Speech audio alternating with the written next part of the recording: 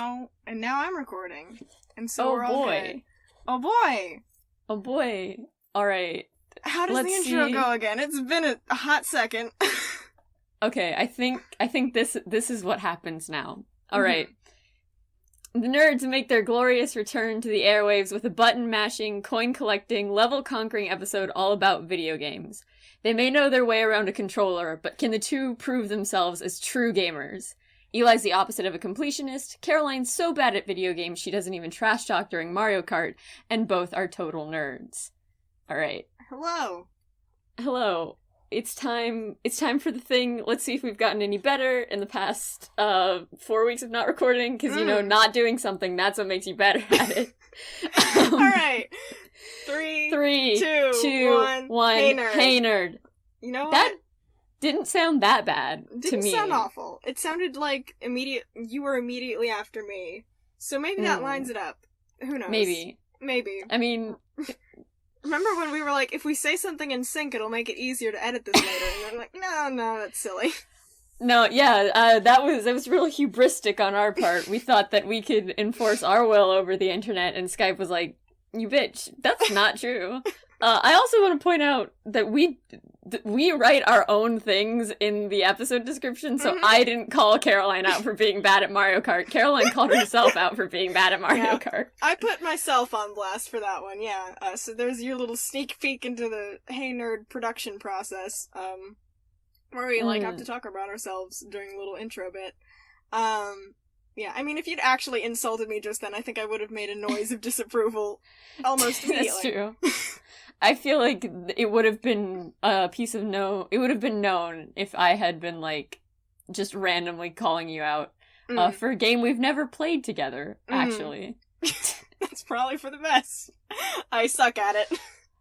I mean, I'm only good at, one version of Mario Kart, and it's not even it's not like a group console version, it's the, the original DS version of Mario Kart is the only one I can play well, and every other version I'm, bad at by never having played it before. Yeah, no, I straight up just go the wrong direction on purpose to see just what happens.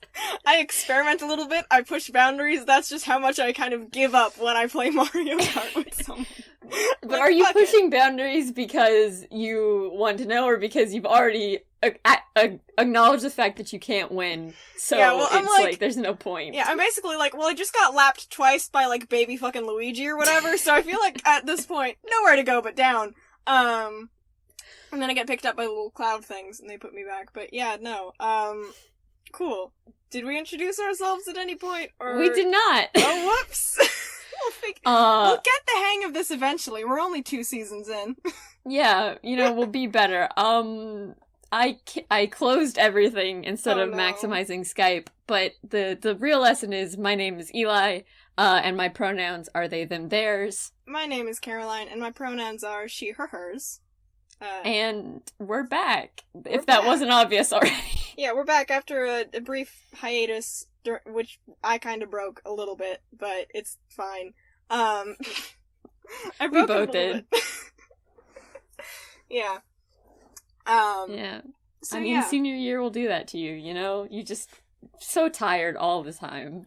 Yeah. Well, I just needed to have a mental breakdown about habits for 40 minutes.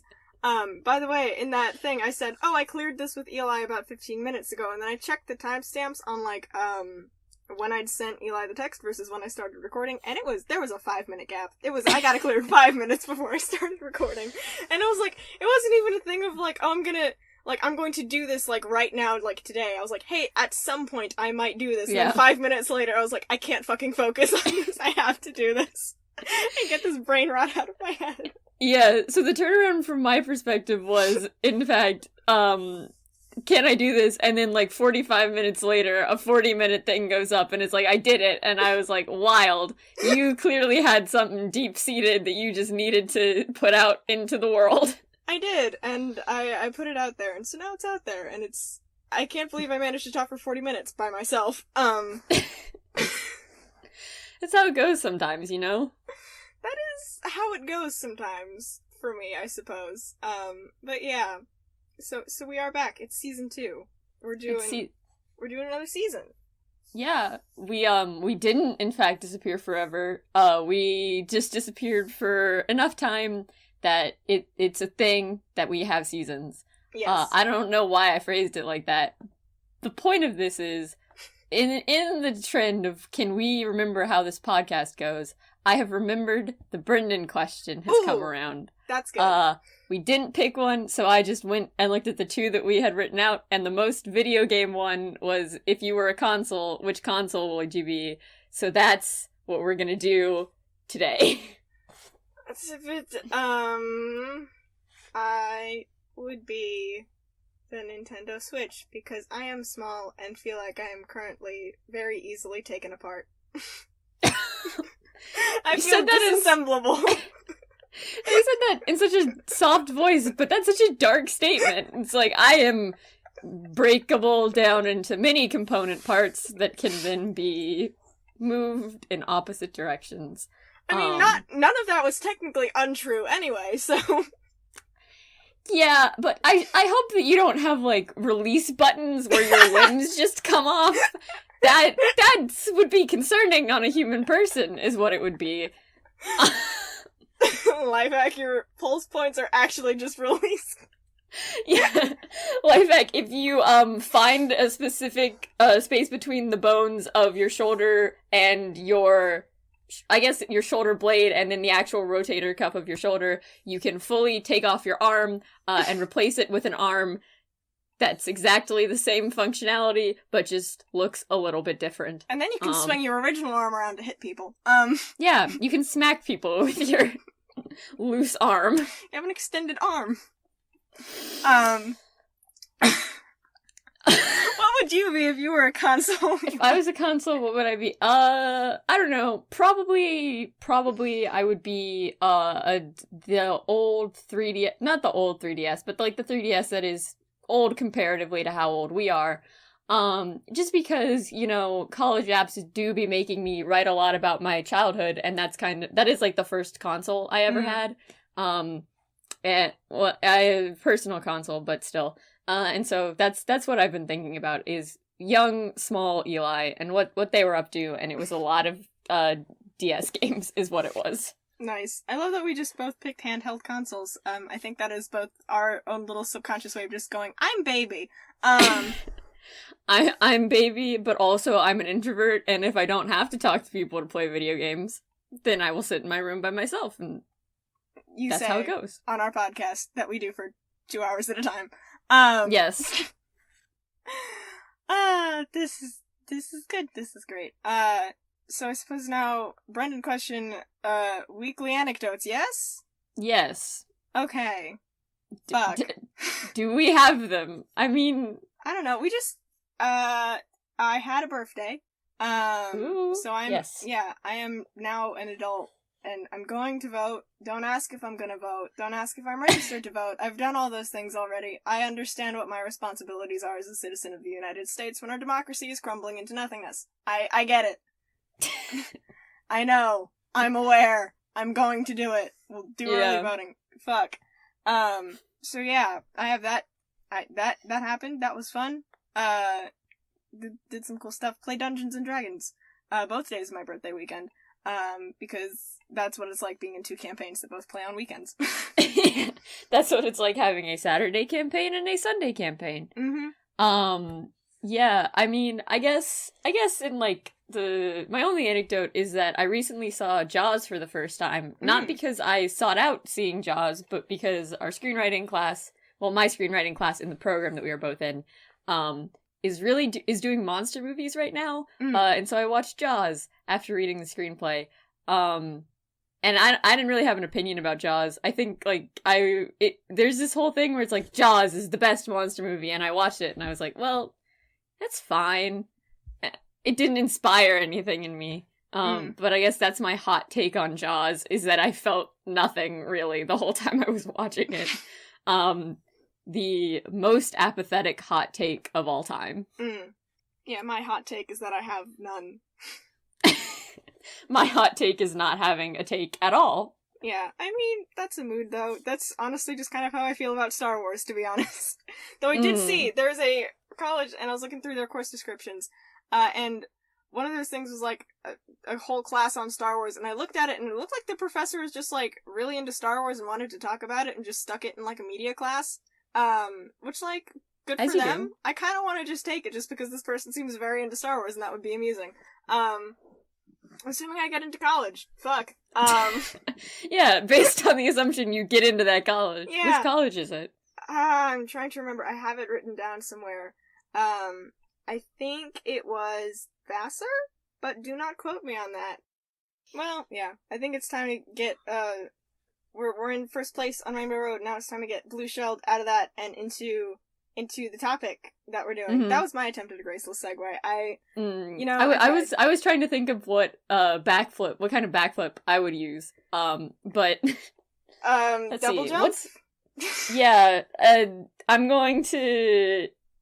Oh, this is so specific. Install the gravity changing mod on Minecraft. Hit it 4 times really quickly, so you do one full flip. And then you land in a lava pool, because why would you do that? And now it's the episode. Yeah, that doesn't make... Yeah, it's video games. It's video games from people who don't really play video games We wanted to pick a nerdy topic to stay on theme, since our last few episodes have kind of not been about that, but, turns out we're kind of fake nerds this whole time. This whole time we've been lying to you. We're really bad at being nerds, is the thing. Yeah, so video games. I mean, what's your history with video games? When did baby Eli get into video games? I'm channeling the ghost of my past. Yeah, the input for my headphones changed a little bit because you sounded so different. Very good. I think probably, the time at which most people get, well, okay. Did you ever play, like, educational video games when you were young? Like, there were, yes, like, the specific consoles where it was like, this is a learning console. The Leapfrog, yes. Yeah, the Leapfrog. That's what it was called. So I played that some. Mm-hmm. Not a whole lot. I actually don't know. I don't think I had one, but, like, either a friend had one or, like, the school I was at had one. So I remember playing that, and that was just, like, a learning game, which I think is why I I took the learning out of that and not the video game aspect. So I got really into being nerdy and teaching myself things, and not as much into playing video games. But I guess, like, I think my first console was a Nintendo DS, which I must have gotten a couple years after they first started coming out, because it was a DSi, so it was after, like, the first wave of DSs, when the DSis were first coming out, or maybe had come out, like, a year before. Mm-hmm. I got a DSi, which means that I bought into Nintendo real early, like a lot of people did. Mm-hmm. And I played pretty much any Nintendo game I could get a hand on, because, like, a lot of the really famous Nintendo games are also the most expensive Nintendo games, but you can get, like, poorly developed games for less money, and your boy really went hard on, like, the various Pets games that were, like, $15 because they were bad, but I played some classics of Nintendo also, but yeah, I started playing when I was kind of young, and I've played video games sporadically ever since, across a variety of consoles that I guess we can talk about. So I grew up living a very gendered experience in a homeschooled household, which makes it sound a little bit like my mom was a religious fundamentalist, which she wasn't. But, like, that is to say, we did not get a whole lot of consoles. We had, like, the Leapfrog, and then no Nintendo Switch, no nothing. Like, we would maybe mess around on, like, the family computer, back when the family computer was, like, a mainstay of, like, homes, because, why would everyone need their own computer? That's ridiculous. And then we got a Wii, I think, much later than everyone else did. I remember in our freshman year poetry workshop, I mentioned this, like, offhand, I think, in one of my poems, and then our poetry workshop partner was like, I think that how did you get it that late? Like, I think that constitutes, like, that should be considered an act of child abuse in, like, a jokey way, and I was like, no, not really. So, like, we got that, and then just as, like, we basically got consoles, like, the Wii and the Wii U just as they became obsolete so that no one else was, like, fucking buying them so they would be cheap. Because my parents were like, we're just gonna get this right when you don't want it anymore.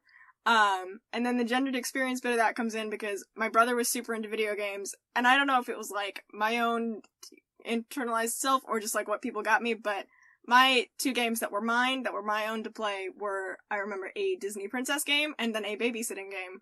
Fun. Yeah. Fun yeah. and cool. That's kind of what I got. I mean, they were both cute games, and I think I played them with some interest for a while. But yeah, no, my brother had, like, all of the Lego Wii video games. And then he had, like, a couple of the Mario platformers. But again, just as things were kind of becoming obsolete. And now my brother is a pretty hardcore PC gamer.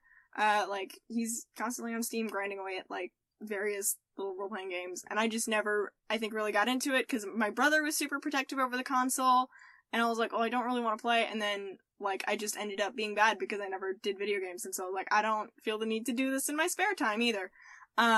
Nice. So, yeah, so I also did the Leapfrog thing, though, and the Leapfrog games did slap, and I think we also played some, like, online educational games as well on the family computer. But yeah, and then I guess I also got, like, an iPod Touch when those were a thing, when I was, like, 9. And we had games on those. Like, we had Minecraft Pocket Edition. And we did play, I think, Minecraft on the computer for a bit. And we played, I think there was a game called, like, Tower Town or something that I played for a while. It was just a bunch of little, like, mobile games. That, like, my friend would get me into, or stuff like that I would play religiously for, like, you know, several months and then completely put down, never to put up again. But yeah. That's how it goes sometimes. It's my relationship with video games is very brief. I do not have a whole lot of experience with any kind of, console games. So I'm kind of shit at those. I still play Minecraft, but that's about it. Yeah, my Minecraft experience has been, so I can trace a lot of my interest in video games back to one specific person that I don't really want to get into my relationship with because, not like it's bad or anything, it's just like, it's complicated, and the more I talk about it, the more everyone listening is going to be like, this doesn't make sense. It's weird. Stop using so many words. But anyways, this person who was a couple years older than me, and we were, like, friends by circumstance, is how I would describe this, like, my relationship. But he played a lot of Minecraft, and he played a lot of Skyrim. And the Minecraft, that's, like, the reason I started playing Minecraft, is because he was on this, like, one specific server, and I went home to my dad, and I was like, hey, dad, can I get Minecraft, please, sir? And my dad was like, yeah, okay. Because I played Minecraft pretty much from right when it started getting popular, and then I stopped playing for a couple years, and then I played, like, early middle school, and then I stopped playing for a couple years, and then in quarantine, I went back to Minecraft, as I think a lot of people did in quarantine. And I've stopped playing Minecraft as, like, the game that Minecraft is supposed to be, and now I almost exclusively play parkour on Minecraft, and that's kind of all I do. That's it. I like parkour games. They've always been very fun to me, and so the parkour aspect of Minecraft is the one thing that I still use it for now. Nice. So, what are you preferential to in Minecraft?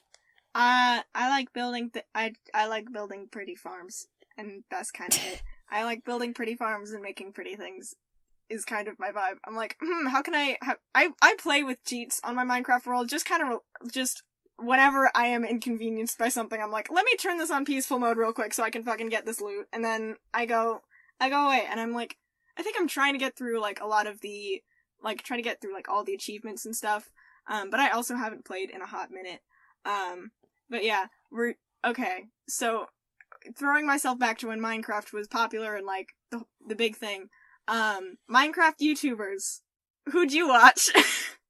If any? So, a funny story. I don't remember watching Minecraft YouTubers myself, like, 5 years ago, when that was, like, a thing 5 years ago, and there was, like, this whole explosion. I remember my friend's little brother talked about Minecraft YouTubers a lot, and he, like, we didn't carpool. We gave them rides home. Like, there was the one-way carpool, but, we gave them rides home, and so he'd talk about them in the car, and I'd just kind of listen and be like, okay, cool. I don't know what's happening. In quarantine, I've started watching Minecraft YouTubers. I've watched a lot of Captain Sparkles and a lot of Dream. And that's kind of the two that I've been watching pretty much for the past, like, since quarantine started, just because, I don't know, I think it was, like, a return to this game. It's, like, a way to play the game without actually having to put in the effort or emotional commitment to playing. Yeah. And so it's fun. But yeah, those are the two. Captain Sparkles and Dream have kind of been who I've been watching as a 17-year-old person, not as, like, a 12-year-old. As an 11-year-old, I was into not, like, any of the bigger YouTubers that would have made probably more sense. I just somehow stumbled into watching the Yogscast back when they were getting, like, really big. I think I started out with probably, like, Simon and Lewis and, like, the little, like, factory series for the different mods. And then I spread out into the fucking extended universe of, like, channels and stuff that were, like, all connected under, like, the Yogscast family. And the different, like, storyline kind of driven Minecraft series that they had. Nice. Because they had those. And they, like, all had these kind of alternate personas that they, like, would play as. I mean, most of it was just, like, normal Minecraft of, like, here's how we use this mod pack, and, like, you know, building a farm, and here's the project that we're doing, and, like, chatting with friends. But then there would be episodes of, like, and here's this, like, antagonist called Strawfingers that is here and trying to fuck with things, and, like, doing magic and shit. And so, yeah, I just got into, like, this whole extended family of, like, narrative Minecraft series, which I found fascinating. So yeah, I started off with, like, Sjin and the farmer, and he was doing, like, his little farm thing, and then Yogscast Kim showed up, and then I just got, like, and she was, like, did this series called The Apprentice, basically, which was going around to different people who played Minecraft good, and, like, asking them to help her play Minecraft good, and learning how to play it. And she was very endearing and cool, and, like, her accent changed, like, every few seconds, because she's from so many different places that she doesn't have, like, a single solid one. And that was very fun. And from there, I kind of got into, like, the other games that various Yogscast people played, of, like, things that weren't just Minecraft, that were, like, Beyond Two Souls, I think, Heavy Rain was one of them, just all of these different, like, you know, more serious cinematic games, and the like, and that's when I got more into those. So I have probably seen playthroughs of a bunch of really cool narrative-driven things, and, like, Telltale games and whatnot, that I could tell you about. I haven't played any of them, but I know about them, and have watched a bunch of playthroughs of them, is kind of where that's I'm at. also fair. Yeah. Yeah, I mean, it's also true that, like, the vast majority, not the vast majority, but a lot of my video game knowledge definitely does come from watching the Game Grumps since, like, 8th grade, which isn't actually that long, I guess. Well, okay, now it's 4 years, and that is a long time. But, it's, like, I also am one of the people where it's, like, a lot more of my video game knowledge comes from having watched people than having played it myself, and that's partially because the really fun thing of YouTube is free and video games are not free. And so economically, it makes a lot more sense to watch people play games than it does to actually play them. Yeah. Despite the, like, emotional distance you get from games when you do that. Yeah. It's funny when people are like, oh, why do you watch people play a video game instead of playing a video game yourself? Are also often people who will watch, like, ESPN for hours on end. And that's the same fucking thing. That is it's legit. True. You are watching someone else play a game instead of going out and, like, chucking the pigskin around yourself. Like, go fuck yourself, Mark. Like... I mean, a very fair point, yeah. Yeah. So yeah, that part's just funny to me. But yeah, the first / maybe... No, it wasn't the only fanfic I ever wrote, because I wrote a little bit about Phantom of the Opera. I wrote, like, a one-shot about Phantom of the Opera once. But the majority of the fanfic I wrote as a preteen or, like, 13-year-old was about the Yogscast, but I was too wimpy to do anything beyond, like, romantic stuff, so, like, absolutely nothing that would get me in trouble, like, if someone found it. I'm not going to give you guys my Wattpad username. It's been inactive for several years at this point. But yeah, that's what I did. I also wrote, like, a full novella on Wattpad that was my own original work, but yeah, so yeah. That's how it goes sometimes. That's my secret past as a middle schooler in 7th grade. I mean, I'm afraid nothing I've ever done with video games is that interesting. But that's very funny, and I appreciate that a lot. That's what happens when you have narrative-based Minecraft stories. Sometimes I just gotta come up with lore about the royal courts in the Nether and the End. Because that was also a thing that was shout out to the Blackrock Chronicles for putting that in. Speaking of, a funny thing that happened recently with Minecraft, in relation to narrative-based Minecraft stories, is, when I went to the Science Bowl competition last year. We were in one of our friends' car, both of our friends' car, and we found her brother's copy of one of like the Minecraft novels, but it was specifically the Minecraft novel that was written either by someone who doesn't play. It was written by the same guy who wrote World War Z, and it was from the perspective of someone who doesn't know anything about Minecraft and is actually like in Minecraft, so everything is pixelated and squared. And we just read part of that on the drive from College Station to Houston, and that is one of, I mean, you know, the whole Science Bowl thing was fun, but that was one of my favorite memories from that day, is just 2 juniors and 2 freshmen sitting in a car slowly critiquing everything that they can about this one Minecraft novel, which was just utterly ridiculous and very funny. That sounds excruciating and wonderful. I love it. Yes, it was so good. Yeah. Oh, man. I mean, oh yeah, I can probably tie Minecraft back into my experience as a queer person, because of fucking course I can. So we're gonna fucking do that. Cause why not? Okay, so, basically Minecraft is how I figured out what lesbianism was? Wait. I'm gonna explain. Bold statement, please elaborate. Okay, well, I'll say that Minecraft led to the discovery. Minecraft itself is not where I discovered what being a lesbian was.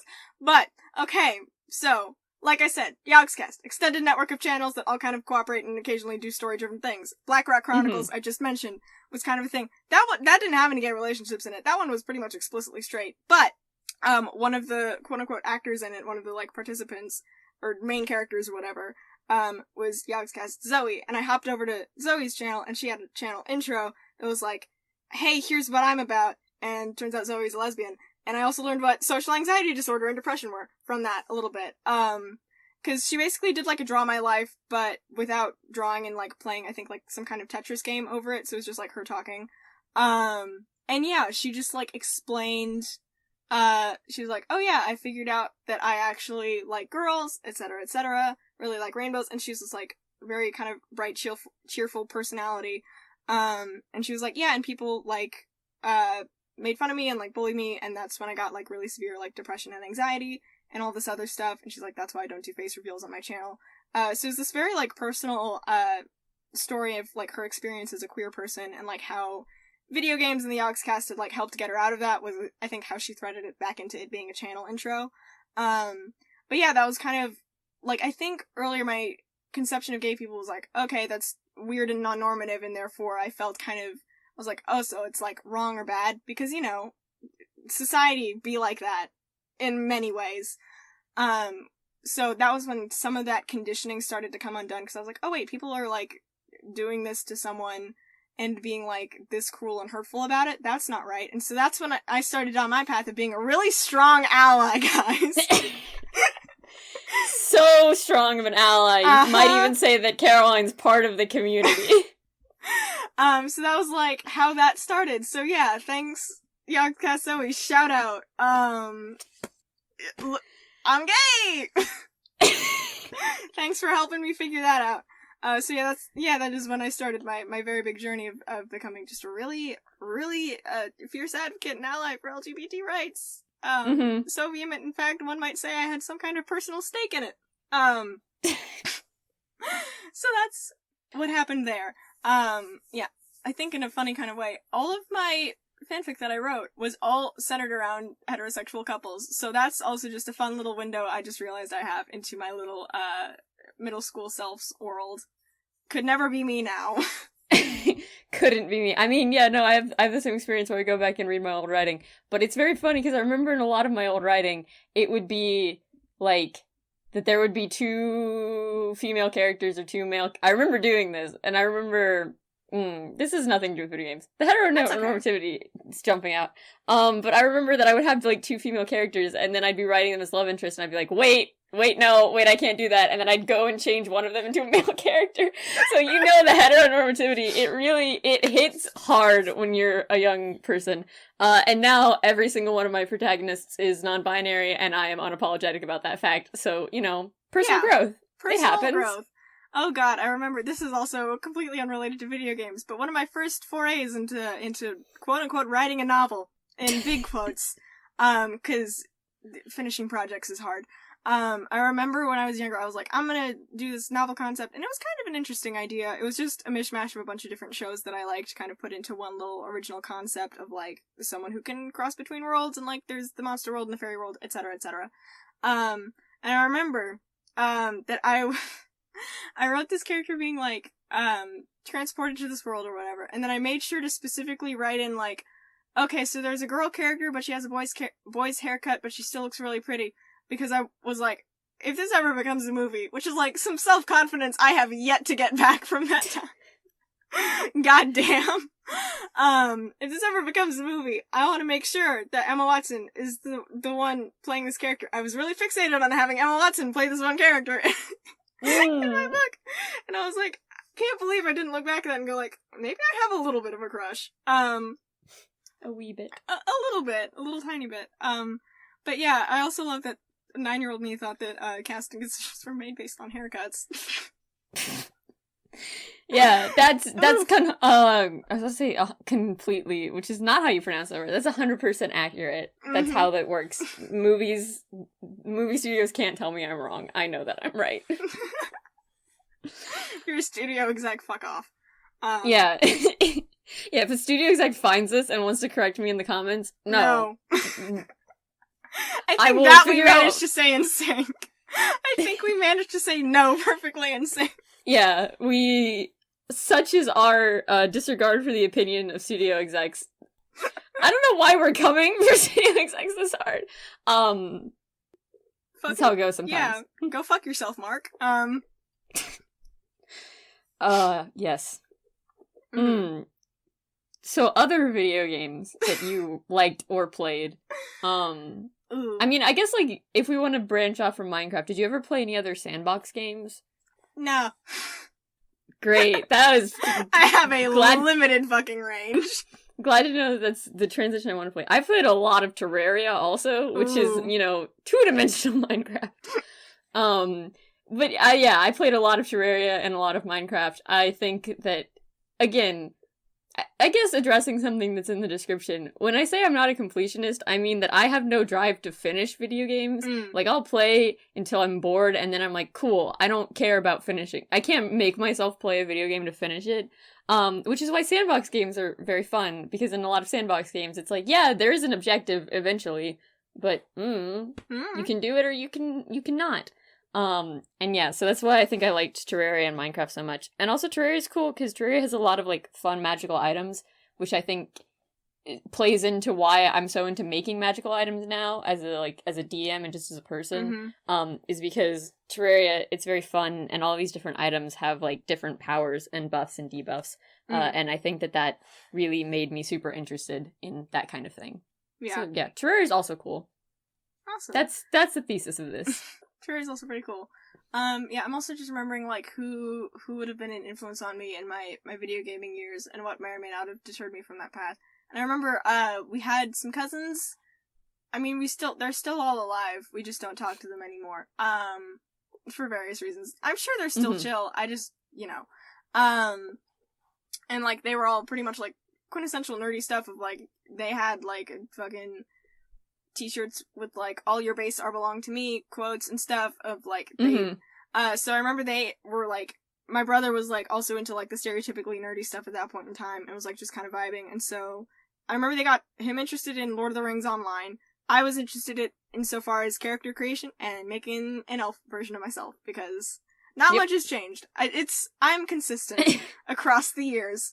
I am a simple elf gay. And so that's what I was into. And they also, like, I think there were, like, some text-based video games of, like, make a decision, here's this info, and it was, like, based off of old computer games from the 80s. And they also got my brother really into Civ 5, or, like, whatever version of Civ was out at the time. Which I think my brother is still kind of, it's been an influence on him, as he has, been playing kind of games that are similar to that in a lot of different ways, except now it's all in space, I think. So he's just doing that. Yeah. It's very good. But yeah. That's just kind of where I was at. And I think I was just, like, kind of deterred from that, because I was like, this is for boys and a boy thing, and I don't want to do anything that my brother is doing. So it was also just kind of this place of, like, I'm not going to do this thing, because I don't like that you're doing it, so no. So I was excluding myself from this. I was like, just kind of sitting down and like crossing my arms in front of this space and being like, no, I'm not gonna do this. I refuse.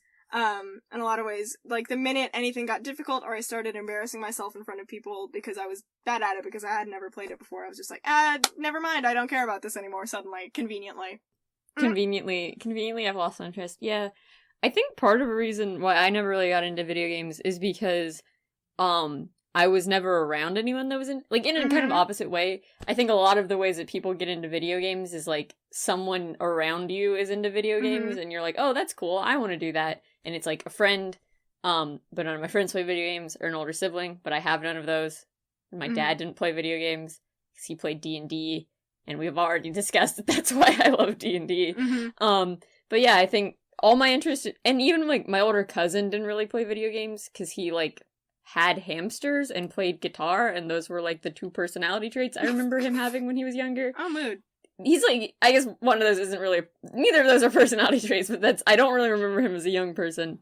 But yeah, I think, like, in the same way, I don't think I have, like, if you didn't get into video games because you were influenced away from them, I didn't get into video games a whole lot because no one influenced me at all. No one cared, and so I was like, cool. Yeah. I have no impetus to form an opinion, so I don't have one.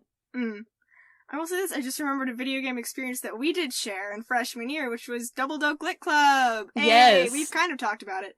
But Doki Doki Literature Club was a dating sim that was not a dating sim. And we played that freshman year together, and we did voices for it, and it was fun. Yeah. Yeah.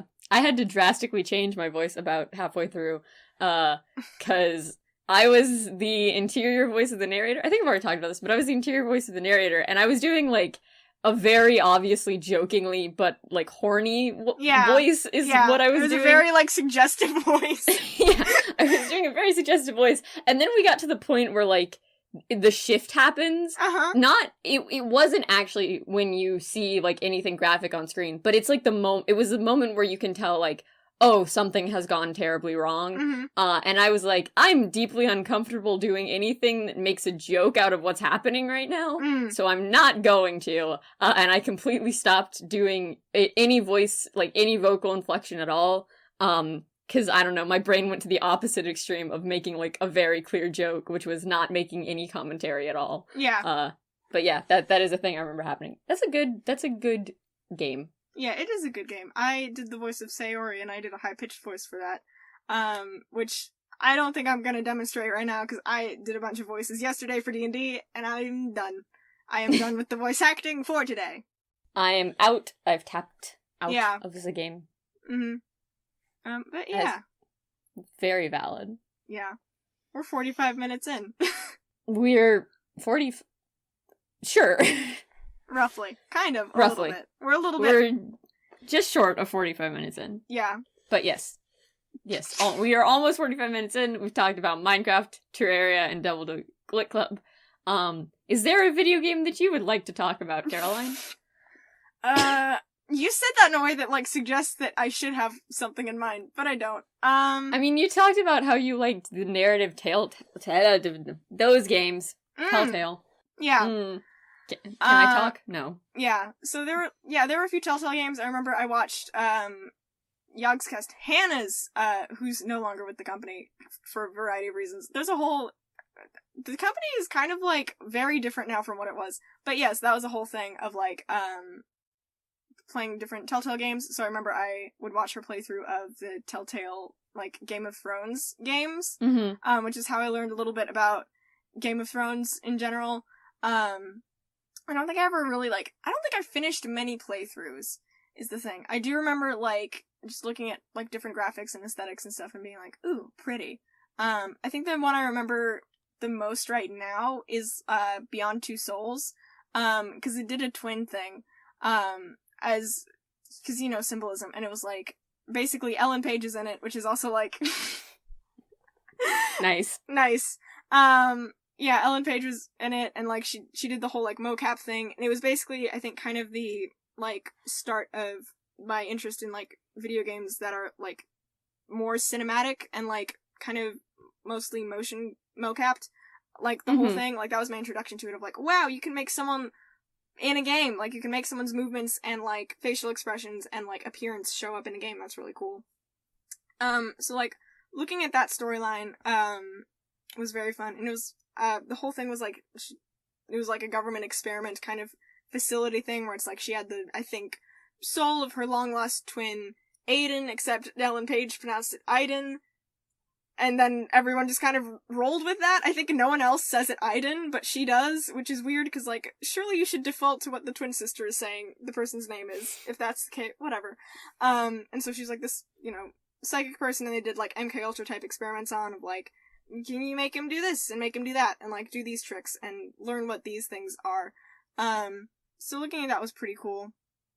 And yeah, I think it was just, like, a fun little kind of cinematic experience. And then Detroit Become Human, which I understand is, like, a very flawed game in terms of the social messaging it's trying to get across, of, like, civil rights for robots, was maybe a little bit mishandled, but was still, I thought, a very fun game to, like, watch people play through and kind of, like, learn about this world, because it was, like, number one, the graphics are, like, infinitely better because it's a game that was made recently, and two, just kind of, like, all the different storylines and the different ways that, like, twists were set up, and, like, I don't know, it was just a very cool kind of feel for a game that was really nice, and I kind of I like it when people put effort into world-building things, and to, like, kind of putting that level of love and effort into something, even if it is imperfect.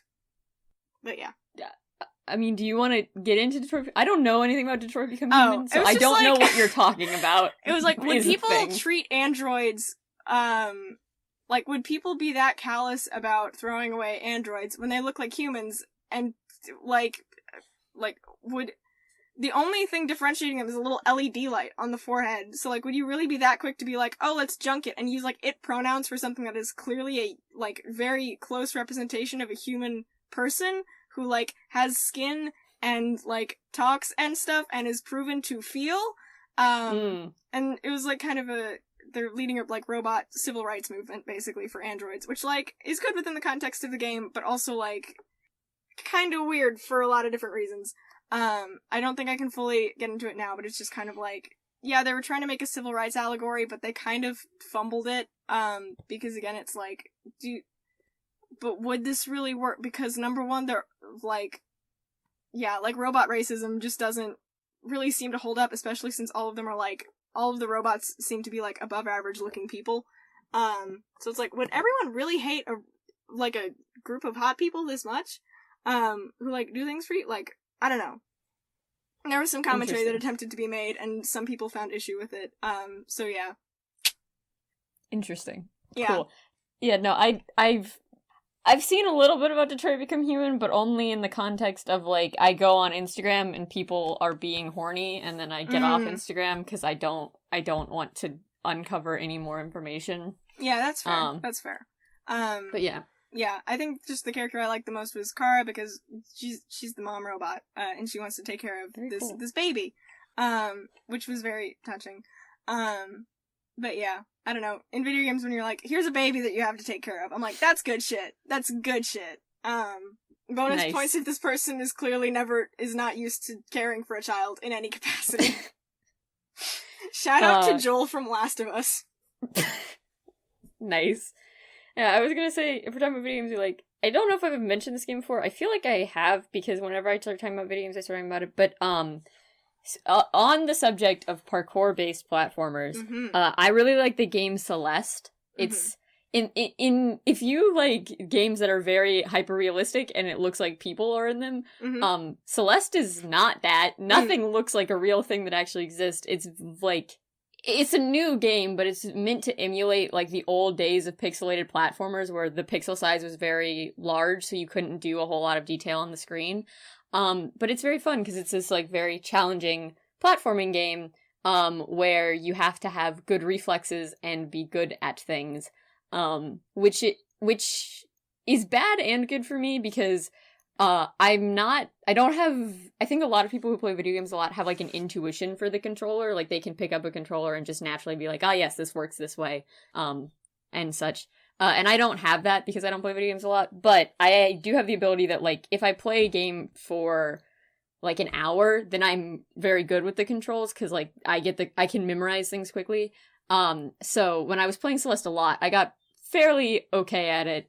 And it's just like this fun game where you have like puzzle solving in the context of parkour, and the ability to like challenge yourself by going after like B-sides and strawberries and stuff that don't affect your ability to finish the level, but are just like these cool little brain thinky challenges. So I really enjoyed the mixture of puzzle solving and parkour. And it's also just like the music's very pretty, and it's like an aesthetically pleasing game because all the coloration's really nice. So yeah, if you have, I think it's like $20. If you have $20 to spend, I would suggest Celeste. I think it's available on any console or the computer. And it's just this fun little game where you're a young child trying to climb a mountain, which is, you know, the best character motivation. It in the first like couple levels, it's never explained why she's doing it. It's just like, I'm climbing a mountain, and everyone around her is like, okay, good luck with that. Don't die. Love that for you. Love that. That's iconic. We love to see it. Yeah, in terms of video games, what else? Oh yeah, there's, we've played Jackbox video games before, which are fun. Mm-hmm. So yeah, those are video games. Those are just like... Those are games you play on video? Yeah! Those are games you play on the computer that don't exist in real life. So yeah, Jackbox video games are also, I think, very fun. Just like, having that way to connect with people in quarantine has been really useful and nice, to just kind of like... It's not quite the same as, like, if we were all in the same room playing it, but it's pretty close, just in terms of, like, how the games work, and, like, they're very obviously meant for socialization, and for, like, talking to people and joking around, and just having, like, a very lighthearted time where no one has to, like, work too hard to do something funny. I do think what I really like about, specifically Quiplash, or what I think is very funny about Quiplash, is that, like, there are two classes of people playing Quiplash. There are people who are making actual jokes, and then people who are making, like, they're still also actual jokes, but they're, like, the most base humor, where it's, like, it's not witty, it's not fun, it's funny, but it's not witty, and I know for a fact that, like, my Quiplash, I like to think that I'm a person who makes at least somewhat intelligent jokes, at least some of the time, but every time I'm playing Quiplash, like, that completely disappears, and I'm like, haha, horny middle school boy energy, which is, the group that we play Quiplash with, it doesn't work as well. Like, I know, like, there are specific people that I can imagine, like, if I was playing Quiplash with these people, I would do so well, because, like, we have the same sense of humor. But it is very funny. My favorite thing I've ever written for Quiplash was, the how do you know your RV is haunted? And I think the other person, like, I don't know if it was you or someone else, but they put, like, this very elaborate joke about, like, RV hauntings, and I just wrote ghost porn. And I got the Quiplash. Everyone voted for that, and I was like, it's good to know that ghost porn, out of everything else, will get you the joke. But yeah, ghost porn is always a real crowd pleaser. I just gotta say. And we can put that on a T-shirt. No, yeah. We won't. A picture of an RV, and beneath it, ghost porn is a real crowd pleaser. Yeah, I think the thing in Quiplash I'm most proud of having written, I'm also very much in the, like, horny middle school boy jokes, camp of that, but, like, the one joke that I have made that wasn't falling directly into that category, but still I think swept the board, was, like, creative uses for corn on the cob, which is clearly baiting you towards a weird sex joke. And instead of, like, any kind of weird sex joke, my creative use for corn on the cob was just the word gun with a question mark. That was good, yeah, I remember that. I was like, yeah, you know what? It's fucking inventive. Like, how does it work? I don't know. That's why the question mark is there. That's for you to figure out. That's for your imagination to solve. But corn on the cob, but gun. But gun. Make it gun. That big, Make it gun. To use a thing that I said yesterday, that's big Texas shenaniganery is what that is. Oh god, I'm trying to remember. Yeah, I'm trying to remember, like, just funny things that have happened. Me and Eli playing Monster Seeking Monster together is a fun time. Because I used it as an opportunity to cyberbully Eli. Yeah, I mean, my favorite thing about Monster Seeking Monster is that I always... This is actually video game related. There's one avatar that looks like Luigi to me, so I choose him every time, and every time I try to come up with a new Luigi-related pickup line.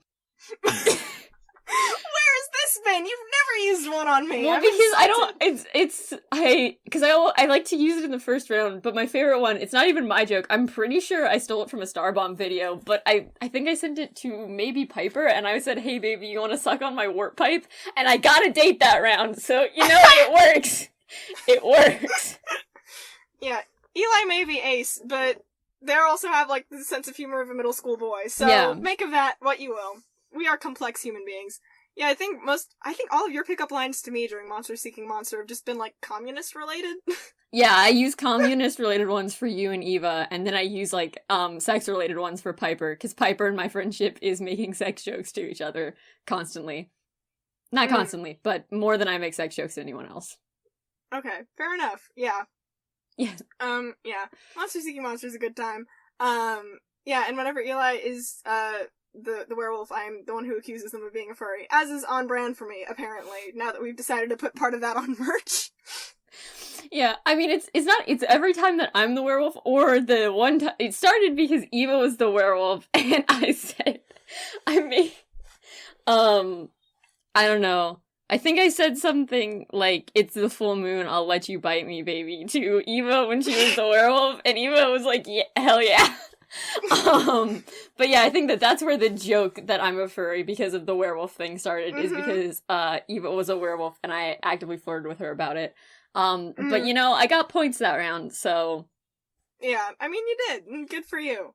I think I was Eva's mother that round, or that game, which was an interesting dynamic. That's such a weird role to play in Monster Seeking Monster, because it's like, what's the fucking logic behind this? Because, like, something you can do is catfish your own child to prevent them from getting a date. Which is a weird strategy to use. Not great parenting. But yeah, that kind of stuff is fun.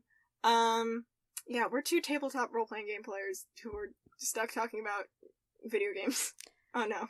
I mean, I guess, I would say, like, a video game that I've been playing for the past year and made little progress. Well, I'm on, like, the second boss fight out of 5, I think, which isn't great, but I play Legend of Zelda, the Breath of the Wild. That's not the only Legend of Zelda, because I played Majora's Mask when it got remastered, but I didn't play that much of it because it was kind of boring. I was like, this isn't super interesting. But Breath of the Wild is very fun, and it's a very beautiful game. I do think, like, the Switch has really great graphics capabilities. I haven't played a whole lot of games on the Switch, but every game I've played has, like, been very nice graphically. But yeah, Legend of Zelda is one of, if not the prettiest Zelda game, in my opinion. And it's very cool, and I like it a lot. It's a game where I can go. It's a game that makes farming not something that makes me hate myself. Because it's like, even when you're farming, you're still wandering around this, like, very pretty landscape. So it's not terrible, in the way that I think farming in a lot of games just kind of becomes, like, ugh, I have to do this now. But yeah, Legend of Zelda is cool. It also has cool weapons that I enjoy, and will probably steal weapon ideas from at some point. For your character, for, like, any of the characters you're playing, or for, like, the actual campaign you're running? For the campaign I'm running, just as I'm building magical items and stuff, a really good place to go, like, I mean, RPGs and video games, for all that they're played differently, they interact a lot with each other, and so I enjoy finding cool video game items and being like, okay, but how would I put this in D&D mechanics, because I want someone to have this item, but not have to buy the game to play with it. Yeah. But yeah, nice. There's some stuff in Legend of Zelda that I'm like, this would be a cool thing to steal and then just have. Yeah. I want to make this a present for somebody. Intellectual property theft. From Nintendo, which is, like, it's a big enough corporation. I don't think that they really care if I steal their intellectual property. Is it really IP theft if you're just doing a homebrew with it? This is true. Lawyers, don't talk to us about this. Yeah, no one who actually knows intellectual property law come at me about it. I'm not making money off of it, so I don't think it matters. Yeah. You capitalist fuck. Get out of here. Go fuck yourself, Mark. Mark the studio exec / capitalist Mark fuck. the capitalist. Yeah. No, why have a slash? That's kind of, those are synonyms. Go fuck yourself, Mark, you capitalist fuck. There's gonna be at least one person named Mark listening to this, isn't there? Oh god. Yeah, if you are a person named Mark, you're not the Mark that we're talking about. This Mark, if you're a Mark who's a studio exec and a capitalist fuck, why are you listening to this? And if you're anyone else named Mark, I'm sorry. Yeah, sorry, Mark. Yeah, if Markiplier is listening to this for some reason, our bad. Our bad. Not you. We're not talking about you. We are not talking about Markiplier. Yeah. I don't know. Video games are fun, and the people who play them are fun. I am just not a person who plays them. My brother and I started playing Outlast, and by that I mean my brother played Outlast while I watched and made funny commentary, because we're both wimps, and he did not want to play alone. And then we kind of promptly abandoned that project, but, you know, it could have been. It could have been. Yeah, it was, yeah, I mean, it's fun, like, playing a horror game when I can just, like, expressly make fun of it the whole time. I'm a person who needs to make fun of things when I'm watching them after a certain point. And if I can't do that, and they're like, no, shush, let me absorb this, then I'm like, but fucking, I'm enhancing the goddamn experience. Yeah. I am adding on to the art. This is good that I'm doing, actually. I'm performing transformative commentary, so it's fair use. In my own home.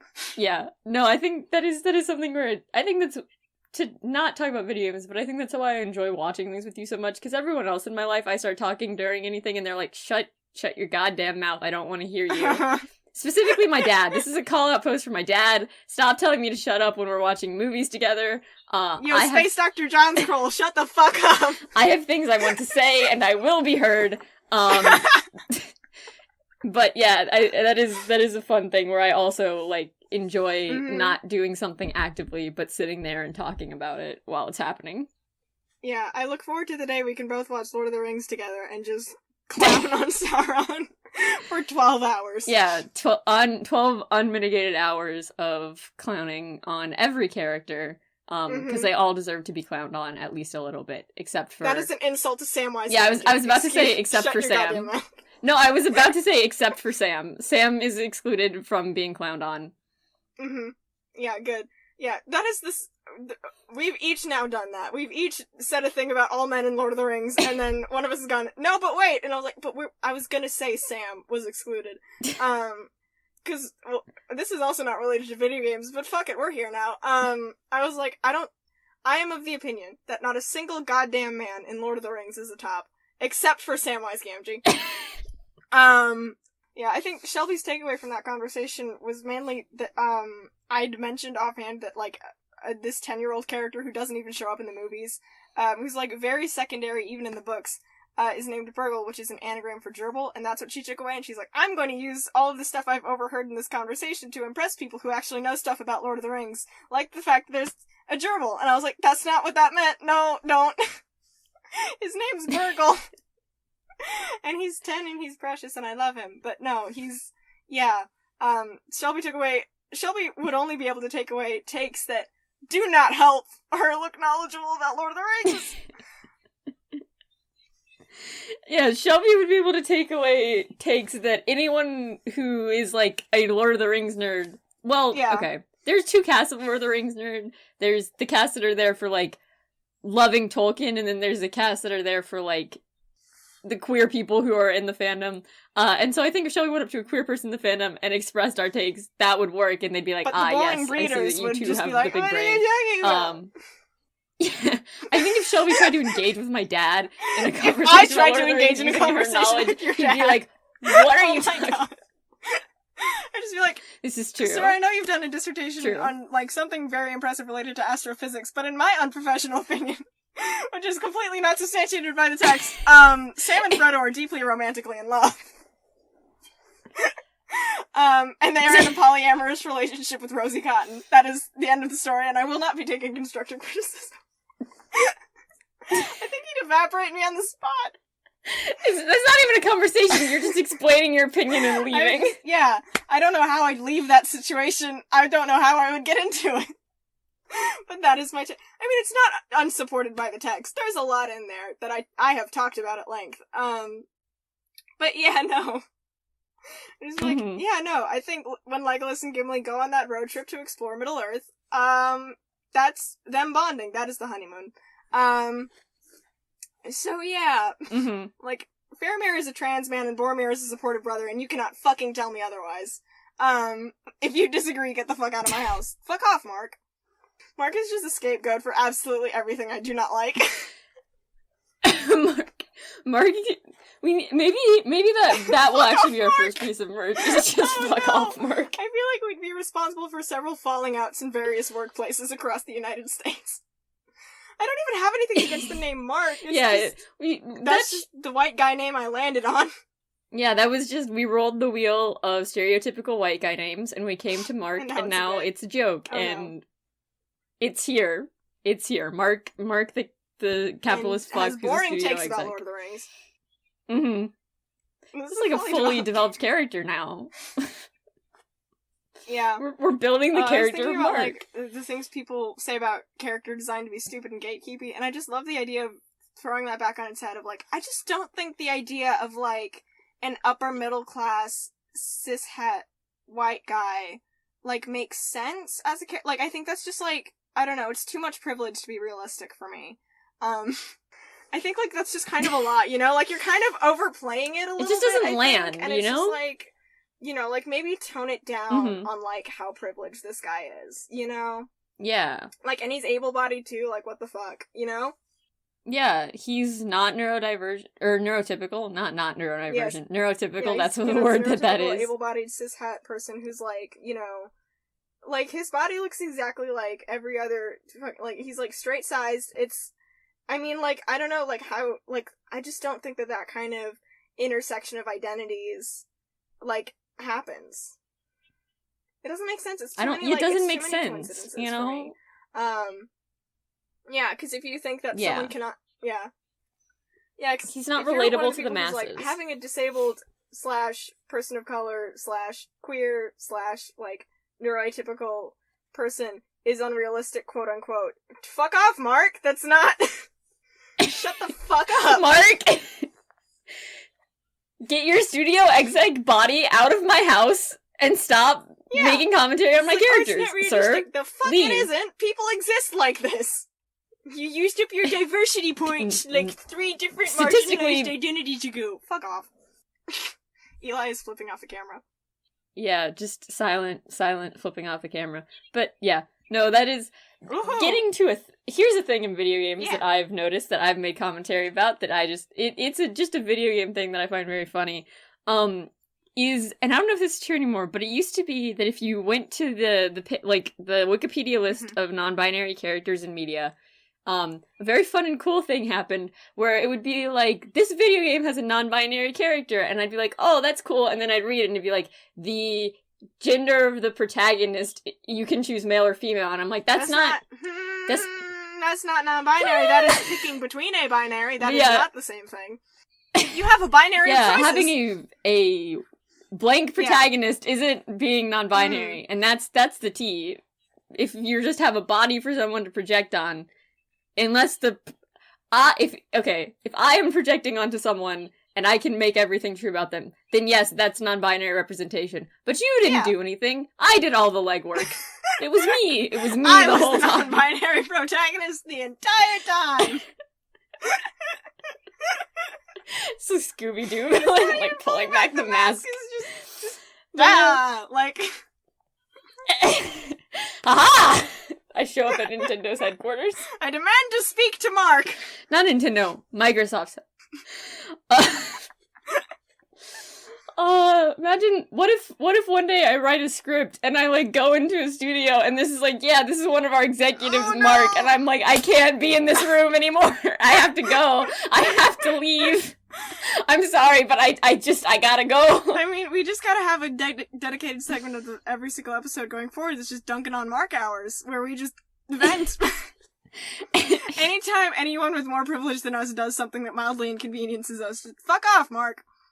Yeah, that's the answer. One of these days I'm gonna say this at, like, a family reunion, and one of my relatives is gonna end up being named Mark. Yeah, my uncle is named Mark. Oh, shit! It's fine. I don't know, the last time I talked to him, he tried to make me defend universal healthcare as, like, why that was a necessary thing, and I was like, because people need healthcare, dude. Yeah. Like, I can't explain it. My uncle was like, why should I pay for universal healthcare? And deadass, my cousin and I, like, looked at each other over him, and we were like, because why shouldn't you? People need healthcare? And he was like, yeah, but how does that affect me? And I was like, because you're a person, and hopefully you feel empathy. Yeah. Fuck off, Mark! Fuck off, Mark! I love that for you. Power move, your cousin says it next time. Yeah, power move, I get my cousin in on the joke. Yes. Does your cousin listen to this podcast? No, absolutely not. No one in my family knows what this podcast is called. Okay. What game do you think I'm playing, Caroline? Certainly not any video ones. I mean, I have been meaning to get back into Skyrim, because I got kind of far in Skyrim when I played it. Another game that I played sporadically, but Skyrim's nice because the story doesn't really make a whole lot of sense, so, like, if you forget parts of it, it's, like, you know exactly as much about what's happening as anyone in the world does. Alright. Because everyone is like, I know 1/1000th of the story, and it's like, cool, I have no idea what's going on, but I'm in a cave fighting a dragon now, so I guess that's where I'm at. Mm-hmm. That's where I'm at on my personal journey. This is me living my truth. Yeah, my truth as fighting as many dragons as I can, and dying repeatedly to every one of them. Sounds... Because I'm bad at Skyrim. I've played like 100 hours, and I'm still bad at it. So the things we've learned from this podcast is you and I should probably not start a gaming channel. Or we really super should. I feel like after quarantine now, we definitely have to play, like, some game together. You should come over and we should play Cuphead and Mugman, the notoriously super difficult game that I've beaten one stage of by myself, and that's it. I would just go the wrong direction and die a whole bunch. I hope that you know this. I mean, you know, it is a platformer that kind of forces you to go one direction. That's what you think. But... I push boundaries. Well, no, I'm an innovator. I mean, I think you're gonna hit the boundary of the screen, and it won't travel back with you, so you're just gonna be stuck. Well, that's rude. I left something behind there. Jesus fuck. That is like every ADHD person's worst nightmare of, like, not being able to go back to somewhere after you've, like, realized you've left something. Fuck, I forgot. But yeah. Stress. Yeah. Cuphead and Mugman is fun, but it's also like, It looks visually the way that, for me at least, anxiety attacks feel, which is a fun thing to experience. Please explain. Because it's like, it's rubber hose animation, which isn't the problem, but, like, the problem is you, like, go 5 steps forward and, like, 12 enemies pop up on screen, and it's like, fuck, I guess I gotta deal with this now. Which is the same feeling as waking up and then realizing that your breathing's wrong and being like, well, today's gonna suck. Aww. Well, that's how it goes. That's how fun times happen. But yeah, it's a fun game. I enjoy it, and I enjoy beating it because that feels like succeeding.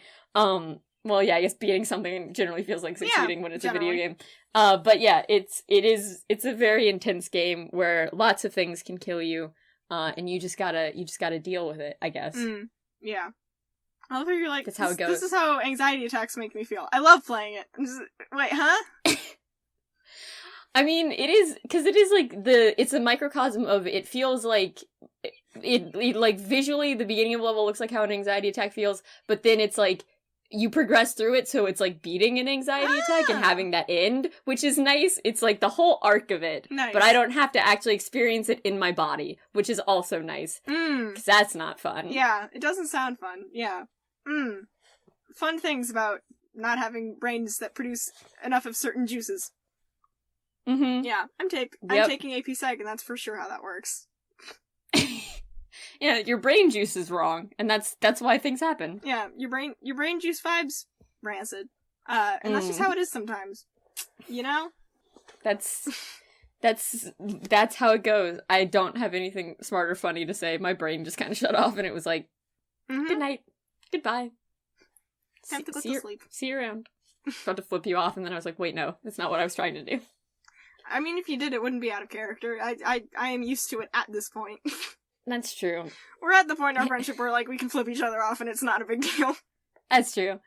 You remember freshman year when everyone was playing, like, the Papa's games on Cool Math yeah. Games during Fiction Workshop? Mm-hmm. Including while I was being workshopped and the person was sitting right next to me. That's wildly unfortunate. Yeah. Yeah, I remember I don't actually think I played it, like, during people's workshops, but there was definitely a lot of time in fiction where I was just playing Unpuzzle on Cool Math Games and, like, not paying attention to what was happening in front of me. Sorry, Miss Rolliter. Sorry, Miss Rolliter. Yeah, Miss Rolliter ever finds this podcast. Oh, we're already so screwed. Yeah, hope you appreciated our literary hot takes. Mostly about Lord of the Rings. And our quiplash sex jokes. Oh no. This is true. Oh, that's gonna come back to haunt me.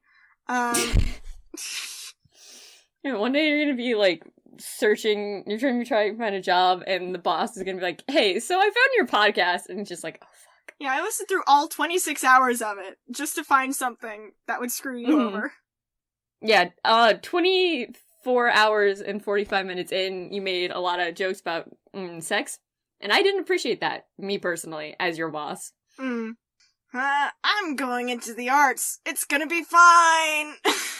Lovely. Like, that was freedom of expression. That was that was me doing a thing to entertain an audience. I don't know. I really hope someone doesn't hold what I said when I was, like, 18 against me for the rest of my life. That would suck. That's true. If you're gonna do that, hey, if you're my boss and you're listening and I'm, like, in my 20s and, like, you're holding this against me, fuck off, Mark! I'm a goddamn delight to be around. I'm a very good worker. I mean, I think it's also true that it would be very funny if they, like, held, you know, sex jokes, for all that they are sex jokes, are relatively innocuous. Yeah. Like, they're not super offensive. Yeah. They're not even particularly good quality sex jokes. Yeah. That is also true. Ghost porn is barely a sex joke. So it's just a statement. Because ghosts can really barely have sex. I mean, I guess that depends on your interpretation of ghosts. That's true. And this is straying way into monster fucker territory, so maybe we should, like... Yeah, maybe we should reel it back a little Jump bit. ship? Jump ship. Abandon the ship. Not just reel it in, fucking throw the whole fishing line into the water. Throw the fishing line into the sea, and then myself after it, for good measure. Yeah. Sounds good. Sounds like a plan. I'll be right there. I'll be right there with you. Together, throwing ourselves into the sea. Yeah. Speaking of video games, not really of video games, but of something we both like that it involves video games, is that we're both pretty big, I think, at least on my front, and I'm pretty sure on your front, pretty big fans of Brian David Gilbert's Unraveled, which is a video game series, at least nominally. Mm-hmm. It's more of an excuse to fuck around under the thin veneer of video games, but it is very good. That's most of Polygon's content, to be fair. That is true. But yeah, his Legend of Zelda video was the very first one, and that remains, I think, my favorite Unraveled. Just because, you know, I think unhinged academic is kind of the vibe that I'm going for in life. You're achieving it. Good. I'm glad that I'm there. But I feel like that is truly my aesthetic, is, you know, academic, but for no good reason and with way more energy than necessary. Yeah. And BDG really captures that perfectly. Shout out to Brian David Gilbert. What a dude. Yeah. What a guy. Shout out to... And Pat. Pat is also very good. I think everyone working at Polygon is generally... Yeah. I don't know all of them super well, but they all seem generally pretty good. Yeah, they're pretty good. Shout out to Polygon. Yeah, I don't know. I do enjoy the Unraveled series. I think the Sonic one is probably my favorite, because that is the most unhinged, that is a good in my one. opinion. Because it's just him yelling about Sonic, and it's good. Yeah, I won't give too much away for people who maybe want to watch it. But yeah, it's very nice. And I think, yeah, just like the level of energy is like something I have a lot about topics that I'm passionate about, as evidenced by every single fucking time I've mentioned Lord of the Rings this year in this podcast. Yep. So yeah, like, I don't put a whole lot of effort into the theories, but I am just like, here's what I read and why it's gay. And so yeah, I can see myself doing that with, like, a 3-piece suit and just smacking, like, a whiteboard behind me with a bunch of, like, string connecting pieces of paper around it and being like, this is why they're gay. So yeah, may we both achieve unhinged academia about very niche topics that aren't really that academic to begin with. This is true. Yeah, I can't imagine you defending your physics dissertation being like... Yeah, I don't think I can Brian David Gilbert my way through physics grad school, but maybe I can Brian David Gilbert my way through the rest of this podcast as long as it may last. Yeah. Yeah, if we're still doing this in grad school, that's gonna be a time. But that will mean that, no one has found it throughout grad school who maybe wouldn't like to find it. I mean, or maybe they have and we have just persisted anyways. I feel like, really, Miss Swiddick having to read, teachers having to read things I write has never stopped me from writing anything. So, really, why should this be any different? Miss Swiddick, if you're listening to this, we're sorry. We're sorry. We're not gonna stop, but we are sorry. We're not gonna stop, but we would like to advise you to stop listening, maybe. Yeah. Yeah. It doesn't get better, is probably the... An inspiring message like from two people with meaningful impact on the queer community, apparently. Well, I was saying this podcast stays right here the whole time. Mm-hmm. There's a brief increase in quality for episode 12, and then we went right back to your regularly scheduled programming of vibing so hard forever. We barely talked about video games in this video game episode. Maybe we should pick a different topic for next time. Maybe. I mean, I'm trying to think of other video games I have thoughts on. I play Animal Crossing. I think everyone plays Animal Crossing if they have a Switch. Like, that's kind of like, you get a Switch and you get Animal Crossing, and then you feel meaningful human connection in the midst of quarantine with the various animals who populate your island. Precious! They're very good. I can't remember any of the ones on my island's name, but I do know that I have the vampire squid, which is a very cute small boy with a very dark name, but I was like, is baby. Yes, that's so good. That's kind of me with your D&D character, to be honest. Yeah, it is. He's a dark, angsty boy with, like, just Aragorn, but edgier, and I was like, but is baby. Precious baby. But dumb baby is precious. Small. Yeah. Yeah. It's very funny to me whenever the other two party members talk about being, what the vampire squid looks like, talk about being intimidated by Lynn, because I'm playing Lynn, and so Lynn in my own head is just like me, but with like a little bit more trauma. Oh, he precious. I love him. He precious. He's small. He's so small. Anyway, you were saying. Yeah, I mean, it's like, Lynn... I mean, I don't know, I was watching something Brennan Lee Mulligan said about, like, how all of our characters are just us through, like, different, like, you can shape yourself into a specific character, but every D&D character is, like, comes from the same place as you, and so Lynn, as I'm playing them, is just me, but with, like, maybe not...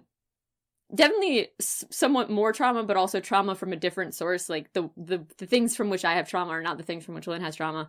But it's just, like, my social anxiety and general inability to talk to people manifested in angsty murder boy. And so to know that anyone is intimidated by Lynn is just as funny as to know that anyone is intimidated by me. Eli has one-shotted several goblins in cold blood in this campaign.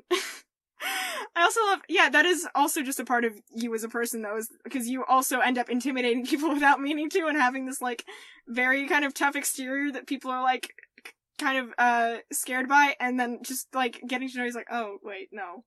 Yeah, that disappears quickly. Yeah, they're not mad all the time, that's just how they look. That's just my face. Yeah. I look depressed all the time, that's my special skill. Yeah, I feel like maybe I just constantly look like my, like, thinking face looks like a contemplating murder face, which isn't great, but it's also pertinent to mention that, like, right now I'm wearing a dark purple t-shirt with neon green writing on it, and I don't know how anyone could be intimidated by that ever. This is, like, the ugliest shirt that has ever existed. What does it say on the shirt, though, Eli? It says Eeyore's 54th birthday. It's an Eeyore's birthday shirt. Yeah, this is intimidating. You are wearing Winnie the Pooh merch. I am wearing Winnie the Pooh merch. There's a giant Eeyore on it. It's very funny. Yeah. That's kind of what that is. Yeah, it's very funny to, like, kind of see that kind of get reflected. Yeah. I don't know. Shout out to the people that we're playing D&D with. Woo! Woo! Yes, I feel like I would say the same thing of Solwyn, because Solwyn is also baby, but Solwyn doesn't project an aura of fear or intimidation. She's just kind of, I mean, baby. Solon is surrounded by a lot of, like, very intimidating people, like, a full-on necromancer who has raised the dead. The necromancer's not even that scary, though, is the thing. Necromancer's not that scary, but it She is, wears like, a bird for a objectively, hat. you have, a full-on necromancer who has raised the dead and consistently asks me about reanimating corpses. You have someone who literally is decorated with holy light, and then Orstein, who once made someone he was threatening both scared and horny simultaneously. And then there's Solon, who's like, and is also here. Solon's the normal one, pretty much. Solon is the well-adjusted person. Yeah, which is kind of astonishing, because she's also not that. Solon is well-adjusted by comparison, which isn't saying much. Yeah, it's a low bar. I'm just like, maybe we shouldn't terrorize people working in the service industry right now. I don't think that doing magic in front of them will make anything better. So I am there to keep the other party members in check is pretty much Solon. But yeah, she is also baby, but also mom. Mm-hmm. Sometimes you gotta do both. Self-care. Sometimes you have to wear more than one hat. At the same time. Because your colleagues are wearing their pet birds as hats. Yes. Their pet birds and their Whataburger hat. Two real things that exist in this world that I allowed to happen. Mm-hmm. Yeah, I told my dad, I got possessed by a small 5-year-old child in D&D because I got bamboozled. And my dad was like, shocking. And then he was like, I talked to your brother about it, and your brother says that ghost children are a well-documented phenomenon, and that most of them are not to be trusted, so rip to you. He mentioned The Shining like it was a thing that is, like, an obscure film. I don't know. The cult classic The Shining, well outside of the popular media canon, you know? Yeah, and he's like, ghost children are a well-documented phenomenon. I was like, well, I'm a sucker for children who need help, so there's that. Like, I would argue that 2 little girls at the end of Hollow going, like, creepily intoning "Come Play With Us" is not the same as a small 5-year-old, like, pulling you somewhere and being like, I'm lonely, I need a friend, like, help. 2 different vibes. 2 different vibes. Yeah. I mean, you know, I'm not a horror writer, so that's probably why it was 2 different vibes. But it was an effective vibe. It was an effective vibe, though. It was, like, much better. I think me making that decision was maybe a little bit better than someone in a horror movie making that decision where the trope is like... This is true. Yeah. Because it's like, well, this is a world where magic is real, and we have proven to be able to reanimate the dead, so it's not entirely out of the realm of possibility that this is actually the spirit of a small child. This is true. That's how it goes sometimes. Sorry, speaking of video games, I immediately started thinking of Luigi's Mansion as we were talking about ghosts, which is not a game I've played, but is a game where I'm like, good for him. Good for Luigi. Just shout out to Luigi. Yeah, shout out to Luigi. You get clowned on a lot, but you know you're probably my second favorite character from the Mario franchise. Following Yoshi, who also in game gets clowned on a lot, but is a good bean. I was about to say, like, I think Luigi is used to being the second favorite. Yeah, poor Luigi. Luigi. I mean, you know, you seem to have a special affinity with Luigi, given that you select his avatar in Monster Seeking Monster and use it to flirt with people. Yeah, I do. You play a sexually empowered Luigi is what you do. I make it cool to say cursed things during this podcast, and I immediately regret it. A sexually empowered Luigi, that's...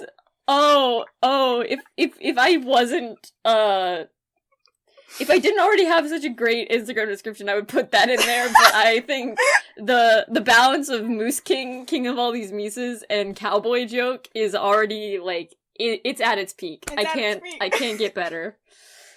As great, that's something that I was gonna say, is it doesn't yet exist, but by the time this podcast, thank you for showing me the thing that I just sent, Skype, by the time this podcast comes out, I will have set up a Twitter for the podcast, at Hey Nerd Podcast. It will be in the description, if you want to go follow us on Twitter. And yell at us about the curse thing we say. When this episode comes out, I will tweet out, you are a sexually empowered Luigi, Caroline Payton, episode 13 of Hey Nerd. Don't fucking append my full name to that. Fine. Caroline, episode 13. Great. Yeah, so we're gonna be having a social meet pretty soon. Yeah. At least one. At least one. One social meet. I don't know why I made the, like, okay hand to say that, but one. It's fine. Making random hand signals that do not make sense is queer culture. You know, fair Brought enough. to you by the rock and roll sign and the peace sign. And finger guns. Can't forget finger guns. Those are all queer culture, cishets, by the way. If you use them now, you're appropriating. Fuck off, Mark. I feel like by the end of the season we're gonna have said something truly atrocious to Mark, and then someone named Mark is gonna be like, "Hey, please stop," and we're gonna be like, "Oh, oops." Season 3 finale, we get Markiplier to guest. I'm like, we'd like to formally apologize to Mark. Here he is. We'd like to. Markiplier is here to accept our formal apology. Yeah, we don't even have him for the full episode. We have him for like 5 minutes we to issue an pay apology. him on Cameo to send in a voice memo. Oh god, Markiplier, if you're listening, please be a guest on the show. We would love to have you. On the off chance that Markiplier ever finds this, come to the show and we will issue an apology to all Marks. Except for the one that we're talking to. Yeah, except very specifically, we will not be apologizing to any Marks who are studio exec capitalist fucks. You know who you are. Because fuck you. Yeah, fuck off, Mark. To all other Marks, you're great and lovely, and we validate you. Especially if you're a trans guy named Mark. Yes. Yes. Yeah. But the cishet white, rich, studio exec capitalist fucks know what they can do. Yeah. You know what to do. We've given you the instructions several times at this point. Yeah. Get out of my house. Stop breaking in the middle of the night. I don't want you here. Mark lives in my mind rent-free. Mark lives in my mind rent-free, not because I let him, but because he's refusing to pay me to be in my head. And I keep asking him to please either pay rent or get out. And he's like, what are you gonna do? And he's like, well, if that's the case, then you would be a landlord. And don't you not want to be a landlord? Because that's a fucking stupid job position that shouldn't exist? Huh? And I'm like, fuck, you're using my communism against me. Shit. I've been outmaneuvered by Mark the capitalist fuck. I've been out-commied by Mark the capitalist fuck. Oh no. We're very good at talking about video games. Yeah. When I apply to work at Polygon, they're gonna be like, no, you're really bad at this. Oh no. Please, we can play board games in an entertaining manner. Please, we can make joke good. We can make good joke. Yeah, that's our one skill. That's the one skill on the resume. Oh no. Well, dearie me. Yeah. Yeah, it's never gonna work out. But, you know, Polygon, give us an internship. That's I guess another thing that we're saying. We will come and use whatever skills this podcast displays on your behalf. Mm-hmm. Does it display any skills? That's for you to decide. Yeah, I think this is maybe one of the most off-the-rails episodes we've done yet. This episode went nowhere. This episode, yeah, like, not even off the rails. It's just stayed in the station. It's not chugging along doing anything. It's just there. No, I don't think it was even, like, in the station. We started reversed out! Yeah, we started in a field, and we were like, well, we can't go anywhere, so... Meh. What do you want us to do, huh? We just pulled little boxcar children, fucking... Yeah, pretty much. I mean... Video games. The games of the videos. Video games. Video games. Videos of people named James. I think you mean the odd ones out?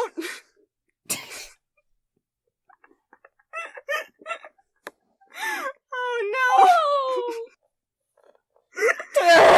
This is what senior year has done to us. We're both going fucking insane. Senior year hasn't done this. We were already like this. I think that we normally just know what we're talking about so we can hide it efficiently, but not today.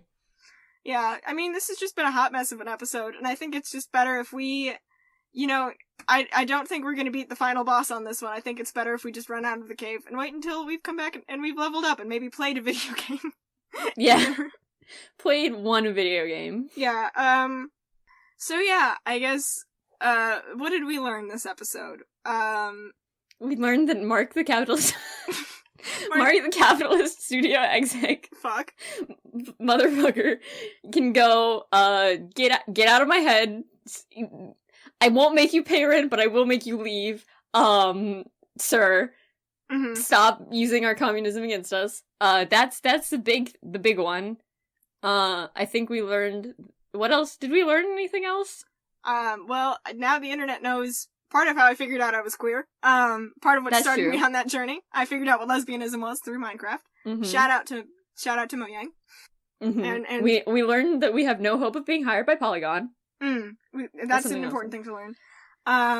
We learned that college admissions officers probably should not be looking through this. Yeah. We learned that we make some truly atrocious jokes on Quiplash. Mm-hmm. That's a lot. That I think that's a good educational content. Yeah. For a not educational podcast. Yeah, you definitely learned something. You have things in your brain that weren't there before. Whether or not you find these things useful or even wanted is up to you, but they're there now and we put them there. As gently as we could. We didn't put them there gently. We kind of just kind of threw them in. We kind of we tossed them with some amount of violence, and if they stuck, good. Yeah, we kind of flailed our limbs and kind of things flew where they were going to fly. And yeah, I think that is all of the things that I can say. So do you want to take us out, Eli?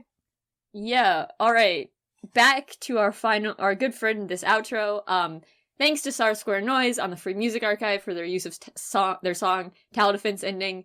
I guess you're now associated with us forever, so congratulations on that after this episode. Potential sponsors: Nintendo, Microsoft, Sega, movie studios with execs named Mark. Communist movie studios. Yeah, if any exist. Small businesses, large businesses, if you sell video games in any manner, our email is heynerdpodcast@gmail.com, and we will advertise your things. Listeners, tell your friends, your fellow gamers, your fellow non-gamers, if you are like us. Your PCs, your NPCs, your RAM, your files? Your files? Your, graphics? Your cursors, your character your controllers, creation scene, your consoles, your PCs, your hard drives, your, cursed antagonist who makes you go into your game files and delete certain parts of them to progress further in the game. Your Undertales, etc. Oh, we didn't talk about... Do we have anything to say about Undertale? I didn't. It's good. You just seem like the kind of person who would have an opinion on Undertale. I didn't play it. I watched people play it, and it seemed fine. Yeah, okay. Fair enough. Just general listeners, tell people about us. Tweet about us, and Instagram about us, etc. Email us fun stuff at heynerdpodcast@gmail.com, or, you can tweet us now at our Twitter at heynerdpodcast. And check back next Wednesday when there will be another episode. We don't know what the subject is yet, but it will be. It's a surprise to everyone, including us. Actually, that's wrong. Not next week, 2 weeks from now, because we are switching to an every other week release system. So check back 2 weeks from now for a fun new episode that no one knows anything about yet. It's a mystery box episode. Yes. All right. I guess that's it. I guess that's it. All right, we got one last thing to do. The first one of the new season. Let's see if we can get it right. 3, 2, 1. Bye, nerd. Well, I think that it was maybe a little bit off, but you can only. We definitely tried. We did try really hard. All right.